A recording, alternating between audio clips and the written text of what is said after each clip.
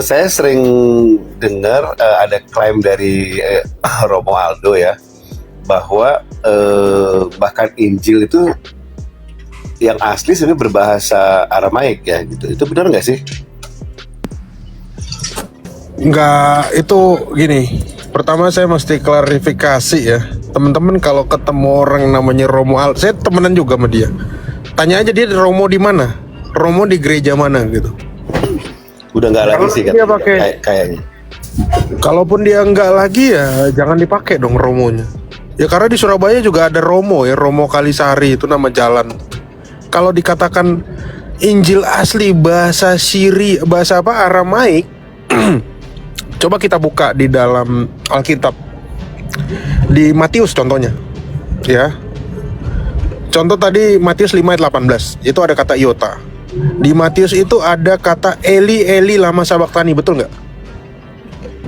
Ya, ya. Betul ya? Eli Eli lama sabaktani. Tapi Rasul Matius nulis apa? Yang artinya, betul kan? Betul kan? Ya, ya. Iya kan?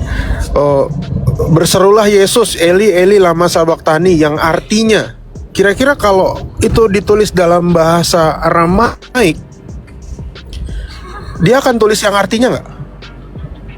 Sejatinya Gak sih enggak mungkin. ya. Gak mungkin.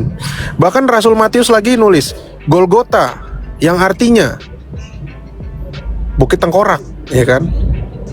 Terus tadi Matius 5 ayat 18, itu iota tuh bahasa Yunani. Betul kan? Iota bahasa Yunani, IOTA. Dalam aksara Yahudi, Aramaik itu nggak ada huruf I. Hanya ada di dalam Yunani. Di Yunani itu nggak ada huruf Y.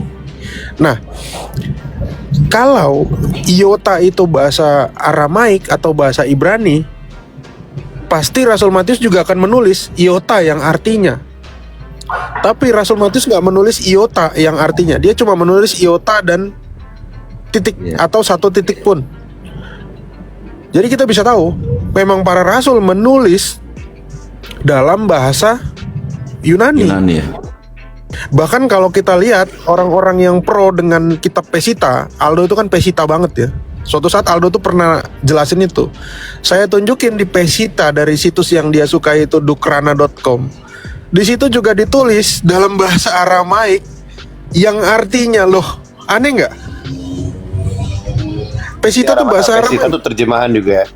Berarti terjemahan artinya dari Pesita Yunani ada terjemah. Iya, artinya Pesita juga terjemahan dari Yunani. Dia bahasa Aramaik yang diterjemahkan dari bahasa Yunani itu. Itu kuncinya di situ. Ya. Satu lagi terakhir. Kalau menurut Papias katanya surat Matius awalnya ditulis dalam bahasa Ibrani, itu gimana? Iya, karena Matius gini, kita baca Lukas 24 ayat 46 ya. Kan ada kata-kata terbukalah pikiran mereka seperti tertulis, seperti ada tertulis. Matius itu adalah, kalau kita baca dalam Sinaksarion, kita mesti baca Sinaksarion ya, karena gereja itu kan hasil Alkitab itu adalah hasil tradisi gereja. Sama seperti kitab Kisah Para Rasul, Ibrani itu kan itu proto Sinaksarion. Kita mesti baca Sinaksarion. Nah, dalam Sinaksarion, Rasul Matius itu adalah notulen dari Tuhan Yesus. Tuhan Yesus ngajarin apa? Ngajar kemana? Matius ikut. Dia kan seorang pemungut cukai. Dia biasa nyatet. Nah, catatan-catatannya dia itu akan dia tulis dalam bahasa Aramaik yang disebut dalam bahasa Ibrani waktu itu. Makanya Papias nulis itu bahasa Aramaik, bahasa Ibrani yang disebut dengan bahasa Aramaik yang disebut dengan Ibrani. Itu yang dimaksud. Bukan Injilnya, bukan Injil Matius, bukan. Tapi notulennya itu. Ya, sepertinya Matius satu-satunya murid yang nulis ya, soalnya di filmnya ada juga tuh. Iya, karena dia kan seorang Matius rajin pemungut menulis. cukai, biasa nyatet.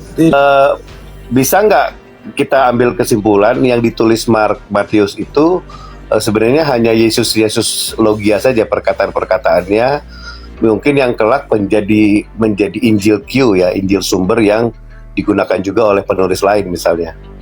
Ada saya pernah baca tentang the lost saying of Gospel gitu. Jadi yang dituliskan oleh Matius itu ucapan-ucapan dan pengajaran-pengajaran Yesus itu hanya dituliskan itu saja. Bisa nggak? Nggak ada. Itu ya kita punya pendekatan yang berbeda. Saya udah bilang di gereja Timur ini memegang pendekatan yang namanya nepsis itu kesadaran ya.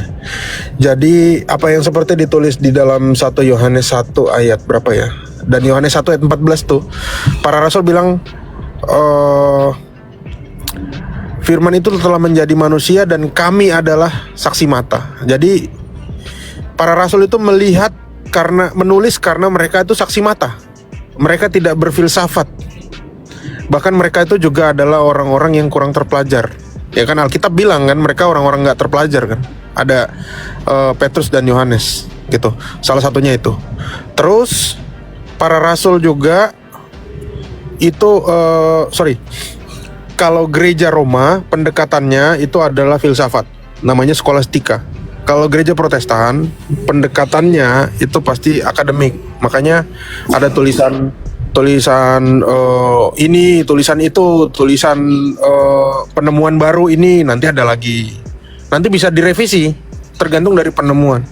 Tapi kalau dikatakan hasil dari logia tadi, Rasul Matius itu adalah pemimpin gereja di Ethiopia, Bang. Pemimpin gereja di Ethiopia. Dan bahkan sebelum dia ke Ethiopia, dia sudah berkeliling ke daerah Eropa. Inggris itu pernah disinggahi sama Rasul Matius. Inggris. Nah, jadi gereja-gereja itu sudah mengenal tentang ajaran dia. Dan tulisan-tulisan dia itu juga dikenal melalui tulisan-tulisan para rasul yang lain. Ya, para rasul mendirikan gereja di Ethiopia dan akhirnya meninggal di Ethiopia juga ya. Nah, kalau memang tulisannya itu bukan cerita tentang Kristus, tentu gereja Ethiopia itu tidak akan diakui oleh gereja lain. Bisa jadi gereja Ethiopia itu masuk dalam gereja bidat. Tapi ternyata enggak. Bahkan sampai kejadian kejadian Abraha ya yang tercatat di Islam itu gereja Ethiopia. Kejadian apa lagi yang di Ethiopia ya? Kejadian apa lagi ya? Aku jadi ngeblank. Jadi kalau misalnya ada para rasul ngejelasin misalnya ya, pada saat ada konsili, contohnya konsili tahun 325, itu yang hadir kan bukan cuma orang di gereja ini kan, bukan cuma orang di gereja Kea doang kan, tapi dari seluruh dunia kan hadir ke situ, termasuk gereja Ethiopia. Kalau memang tulisannya atau pengajaran Rasul Matius, tulisannya Rasul Matius ada yang salah, pasti akan ada bentrok atau ada gereja yang dipisahkan dari gereja yang lain. Contohnya gereja Nestorian tadi kan, gitu. Jadi tulisan Rasul Matius ya memang murni dari apa yang dia terima saat dia bersama-sama dengan Tuhan Yesus, gitu Bang. Ya, saya paham itu. Maksud saya hanya Matius sajalah yang secara lengkap mencatat seluruh ucapan Yesus, gitu. Menurut saya, maksud saya yang lengkap menulis, karena dia yang selalu bersama-sama dengan Yesus dan menuliskan itu. Peristiwa-peristiwanya lengkap, lalu ucapan-ucapannya sangat lengkap. Dan ini juga menjawab kenapa Lukas menggunakan sumber tulisannya juga berdasarkan dari sumber tulisan lain, tulisan-tulisan yang lain, gitu maksudnya. Hanya soal perkataan Yesus yang paling lengkap itu ya yang dicatat Matius. Bukan Injil Matiusnya gitu maksudnya. Oh, kirain itu. Iya, bisa jadi gitu Bang. Karena dia punya background pemungut cukai ya, atau koperasi ya. Dia biasa nyatet semua dicatat ya, perbatin Tuhan Yesus gitu. Orang koperasi itu ya.